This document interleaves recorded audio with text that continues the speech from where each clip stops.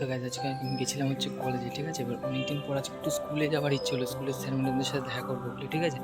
So চলো তারপর গিয়ে দেখা হচ্ছে তোমাদের সাথে। আর এটা হচ্ছে আমাদের স্কুল, চলো গিয়ে দেখা হচ্ছে।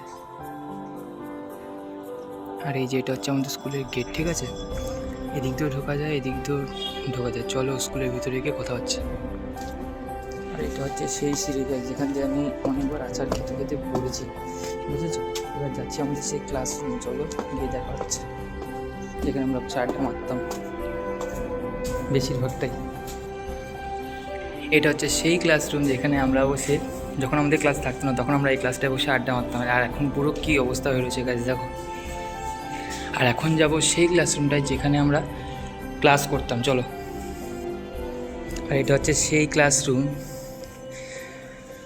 যেখানে আমরা অনেক স্মৃতি, মানে আমাদের অনেক স্মৃতি রয়েছে, ঠিক আছে, দেখতেই পারছো।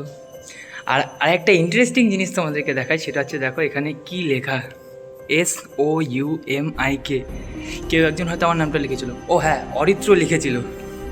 ভাই অরিত্র, থ্যাংক ইউ নামটা লেখার জন্য, ঠিক আছে। এটা স্মৃতি হয়ে রয়ে গেছে এখন আমাদের জোনপুর বয়েজ হাই স্কুলের ক্লাস 12-এর রুমে, ঠিক আছে।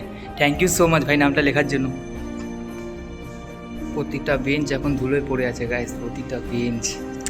আর একটা সময় এই ক্লাসরুমে আমরা যে কত মজা করেছি, মারপিট করেছি, অনেকটা সময় কাটিয়েছি এই রুমটাতে। পুরোটা এখন ধুলোয় পড়ে আছে গাইস, দেখো পুরোটা।